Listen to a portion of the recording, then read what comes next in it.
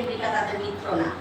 America base বানাইছে শুধু ইসরায়েলকে সাপোর্ট করার জন্য আর প্যালেস্টাইনকে মারার জন্য। লক্ষ লক্ষ প্যালেস্টাইনিয়ান মারা গেছে, আমাদের বোধোদয় হয় নাই তখন।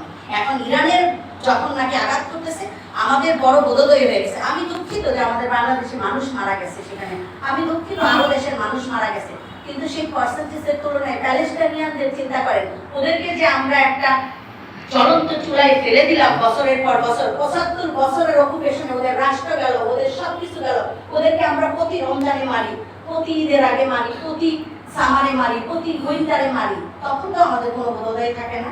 আমরা বড় গণতন্ত্রের চর্চা করি, আমরা বড় সিয়াসুন্নি ইস্যু উঠাই। আজকে সেই দিন ইরান উত্তর দিতেছে, প্যালেস্টাইনের জন্য উত্তর দিতেছে, গালফের জন্য উত্তর দিতেছে, পুঁজিবাদকে উত্তর দিতেছে, এই ধরনের হেজামনিক পাওয়ার, একবয়মি গোলাপী পাওয়ারকে উত্তর দিতেছে, ন্যাটোকে উত্তর দিতেছে। চোখ বুঝে আমাদের ইরানের পাশে থাকা উচিত, কোনো প্রশ্ন ছাড়া। কিন্তু আমরা প্রশ্ন করতেছি কেন? প্রশ্ন করতেছি কারণ আমরা প্রশ্ন করতে অনেক পছন্দ করি। ডিবেট আমাদের খুব প্রিয় জিনিস। এই যে একটা আন্দোলন হয়েছে, আমরা কথা বলতেছি, আমি ডেফিনেটলি এনসিপিকে সাপোর্ট করি না, কারণ এনসিপি আমার স্বপ্ন ভাঙছে। এনসিপিকে আমি মনে করছিলাম সত্যি সত্যি বৈষম্য বিরোধী, সত্যি সত্যি দুর্নীতিমুক্ত। আমি যখন জানলাম তারাও এটার একটা পার্ট হয়ে গেছে, আমার স্বপ্ন ভেঙে গেছে।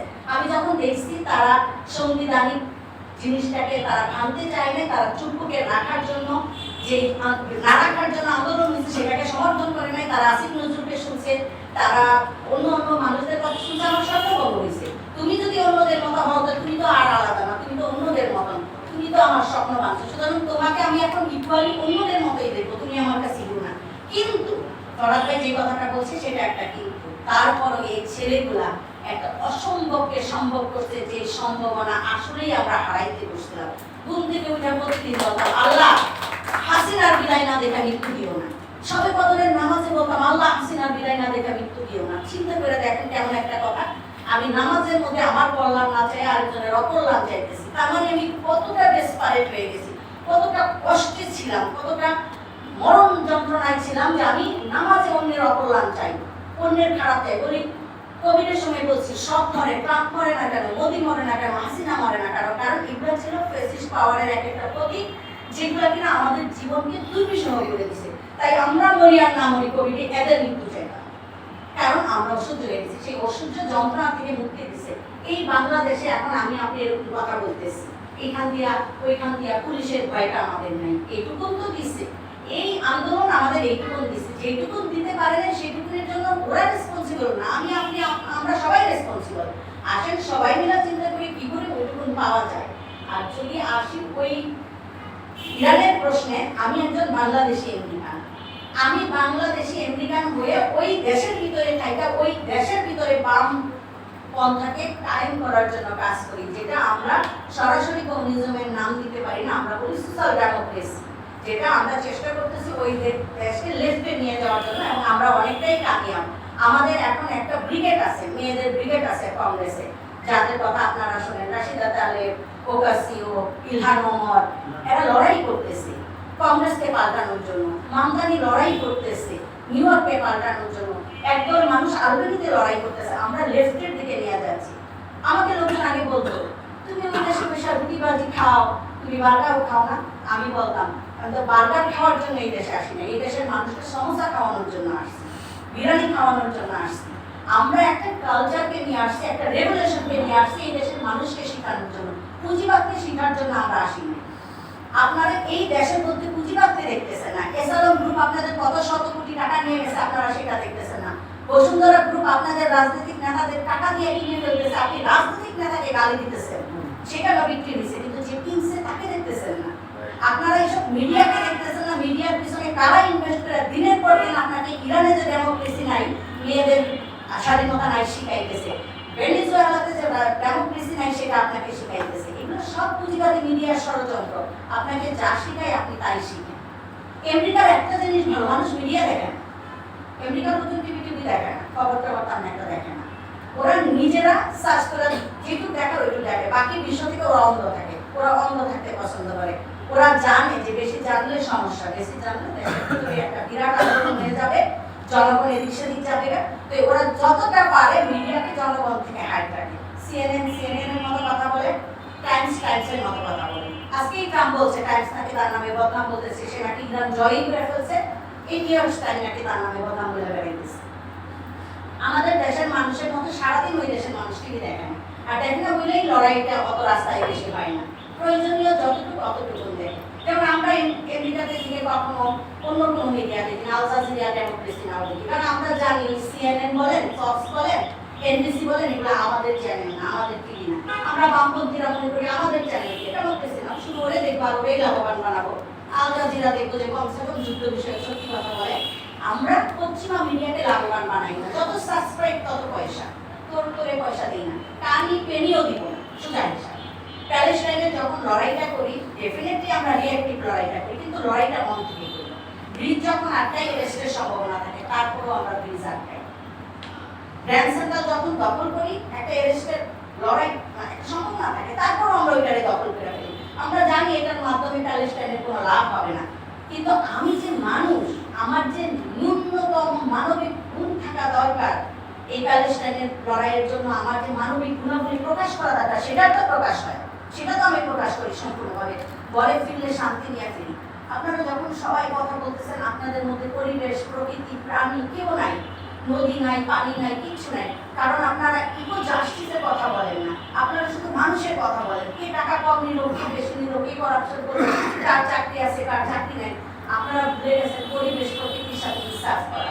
যখন আমরা কথা বলবো, তখন আমাদের পরিবেশ প্রকৃতির সাথে ইনসাফ থাকতে হবে। আপনারা ছোট রাষ্ট্র দেখেন নাই, কে সাকসেস, ভিয়েতনামের দিকে তাকান না, নিউজিল্যান্ডের মতো দেশের দিকে তাকান না, যে ওইসব রাষ্ট্রগুলো আসলেই বাম রাষ্ট্র হিসাবে কি করে অন্যদেরকে এক্সাম্পল দেখাইতেছে রাষ্ট্র আসলে কেমন হওয়া উচিত। রাষ্ট্র শুধু মানুষের সাথে ইনসাফ করবে না, রাষ্ট্র প্রকৃতির সাথে ইনসাফ করবে, পানির সাথে ইনসাফ করবে, পশুর সাথে ইনসাফ করবে।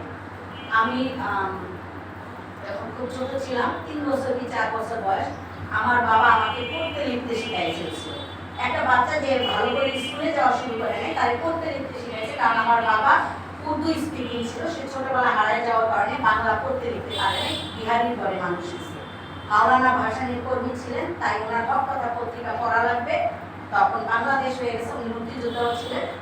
আমি যাতে হক কথা পড়তে পারি, এই জন্য আমাকে পড়ালেখা শিখিয়ে দিয়েছিল। আর আমি 3 কি 4 বছর বয়স থেকে হক কথা পড়তাম, সিরাজ শিকদারের কোড করতে পড়তাম। যখন হক কথা বন্ধ করে দেয় বাদশাহ আমলে, আমি টেলিগ্রাম করতাম। এই সমস্ত জিনিস করে করে আমার রাজনৈতিক বুদ্ধিবৃত্তির একটা চর্চা হয়েছে। সেই কারণে আমি মাওলানা ভাসানীর খুব ভক্ত। তো ভাসানীর একটা গল্প দিয়ে আমি আজকে শেষ করব, যে আমরা কি করে ভাবতে পারি যে আমরা একটা পূর্ণ মানুষ হব। মাওলানা ভাসানী ঈদের দিন গোসল টোসল করে কিছু কালাই শাক সুন্দর করে ধুয়ে মুছা পরিষ্কার করে গরুরে গোসল দিত, নিজে গোসল দিত, তারপরে ঈদের নামাজে যাইত। ঈদের নামাজ থেকে আইসা ওই কালাই শাকটা গরুরে খাইতে দিত। তো সবাই বলতো, এত দামের মধ্যে আপনি কালাই শাক না গরুরে খাইতেছেন? মাওলানা ভাসানী বলতো, আমাদের ঈদ আছে, গরুর ঈদ নাই, গরু কালাই শাক খুব পছন্দ করে। আমি যখন শ্যামাই খাবো, মিষ্টি খাবো, গরুর খাবারটাও তো আমাকে দিতে হবে। এজন্য উনি ওনার গোসলের আগে গরুরে গোসল দিতেন এবং গরুরে কালাই শাক দিতেন। উনি হিন্দু বলেন, কুমার বলেন, তাঁতি বলেন, জেলে বলেন, কি পরিমাণ মানুষকে, একদম মার্জিনালাইজ মানুষকে রিক্রুট করে সন্তোষাইনা বসাইছে। উনি তো ধার্মিক ছিলেন, মাওলানা ছিলেন, মুসলিম ছিলেন, তারপরে ওনার মধ্যে ইনসাফ ছিল, যার জন্য ওনাকে আমরা সমাজবাদীও বলি, গ্রিন মাওলানাও বলি, রেড মাওলানাও বলি।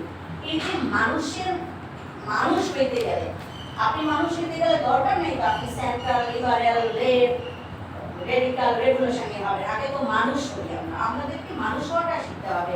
আমি লেফট রেভলিউশনারি বলে নিজেরে সবসময় আইডেন্টিফাই করি, কিন্তু আমি হিসাব করি, আমি ধার্মিক, আমি ধর্মকর্ম পালন করি, আমি মার্কসিজমকে বিশ্বাস করি, কিন্তু কার্ল মার্কস ধর্মকে যেভাবে বলছে আমার জরুরি না এটা পুরাটা শুনবো, কিন্তু কার্ল মার্কস মানুষ নিয়ে কি কথা বলছে আমি এটা পুরো বুঝি, গরিবের মুক্তি নিয়ে কথা বলছে আমি এটা বুঝি, অর্থনৈতিক মুক্তির কথা বলছে এটা আমি পুরাই বুঝি।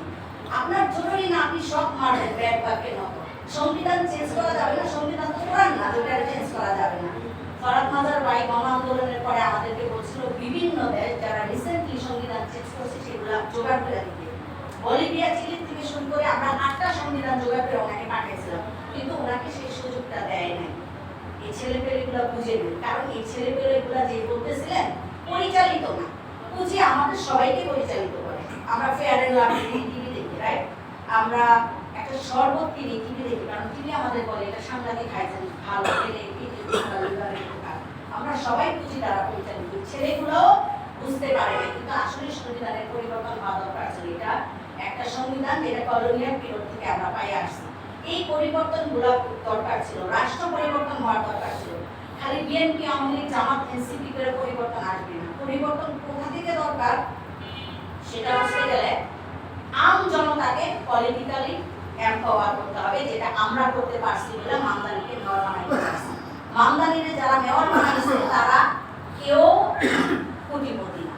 মামদানিকে যারা মেয়র বানাইছে তারা taxi driver, retail worker, restaurant worker, street vendor, ধুতিবেলা কারিগর, ঘরের আপারা বা মানুষের বাচ্চা পালে যে মহিলারা তারা ঘরে ঘরে গিয়ে ভোট চায় তাদেরকে আমাদেরকে মেয়র বানাইছে। এই আপারা পলিটিক্যালি অ্যাওয়ার্ড দিচ্ছে আগে, তারা আপনার আমার চেয়ে ভালো বুঝে লেফট আর রাইট।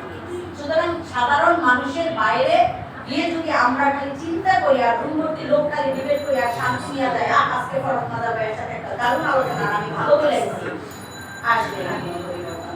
আমি এটা বলে শেষ করবো, আমি আপনাদের পিটিং করি নাই, শুধু আপনার চিন্তার জগতে একটা ধাক্কা মারলাম। আমার কাজ হচ্ছে মানুষকে রিথিঙ্ক করার জন্য তথ্য উপাত্ত জোগাড়ি দেওয়া। কেউ পিটিং করি নাই, কাউকে খারাপ বলি নাই, কাউকে হার্ট করা আমার উদ্দেশ্য না। আপনার চিন্তার জগতে যদি একটা ঢেউ আমি তুলতে পারি সেটাই আমার সাকসেস। ধন্যবাদ। আমি একটু অনুরোধ করবো ফরিদা ভাইয়ের কাছে সব এবং আমাদের ভাব